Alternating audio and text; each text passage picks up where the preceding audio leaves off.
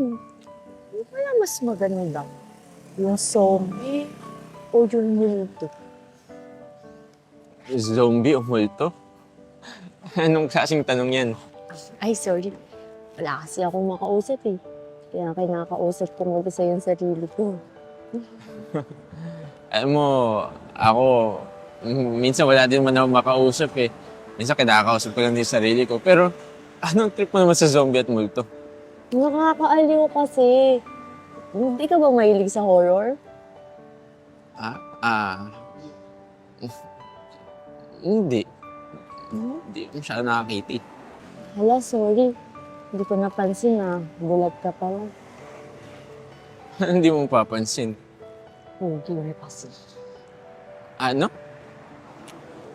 Wala. Sabi ko, yung tanong ko kanina, kung ano ba yung mas maganda, kung yung multo ba o yung zombie, kahit ba hindi mo sila nakikita, kahit naririnig mo, masasabi mo ba kung ano yung mas maganda? Pwede naman. Oh! Ano yun? Zombie yun. Ito naman yung multo. Woo! Yun naman yung multo.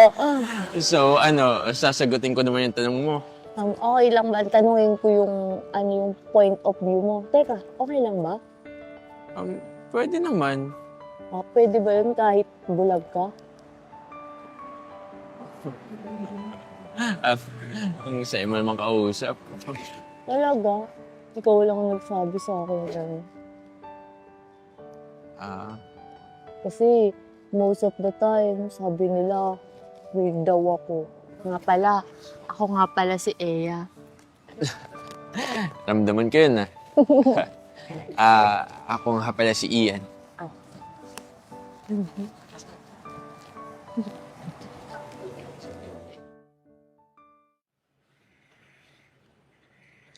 Ano yung ginagawa mo? Nagpa-plancha ako ng damit. Plancha? Mm-hmm. Di ba kailangan nakabayo niyan?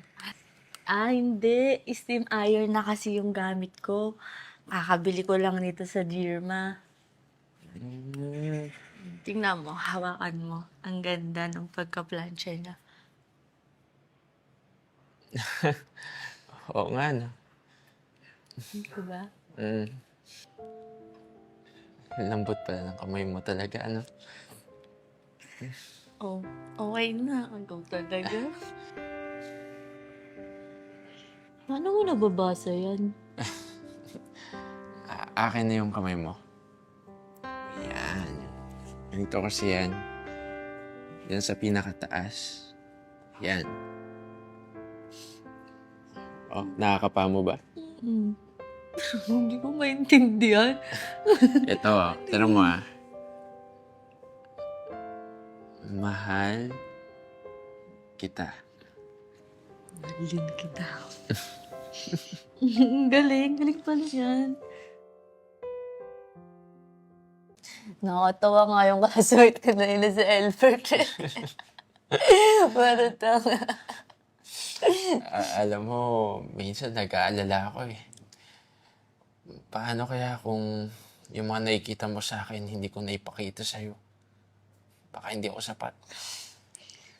Alam mo, sa dinami-dami nang nakakakilala sa akin, ikaw lang yung hindi nanghusga sa pagiging jologs ko. Para sa'yo, sapat na ako. At ganoon ka din sa akin. Alam mo, naisip ko parang ang weird ng tambalan natin. Weird? Sa bagay, isang bulag at isang babaeng kinukutya ng buong mundo. Pero alam mo, kahit na anong sabihin ng ibang tao, masaya ako nakasama ka. Na parang na kahit hindi ako nakakita, sa'yo ko lang nakita yung mga bagay na kahit kailanman hindi ko makikita sa ibang tao. Alam mo, nakakahiyaman ako minsan dahil sa pagiging jologs ko. Pero pagkasama kita, pakiramdam ko, tanggap mo ko ng buong buo. Parang matagal na nga kitang gusto eh. Alam mo, para sa akin, ikaw yung ilaw ko. Na kahit di ako nakita, na kahit bulag ako, ikaw yung nagsisilbing dahilan para makita ko yung mundo ng maliwanag tsaka makulay. Hindi ko na iniisip yung insecurities ng ibang tao eh. Wala na akong pakialam sa sinasabi nila. Alam mo, ikaw yung nagpatunay na hindi mo kailangan makakita para maging masaya.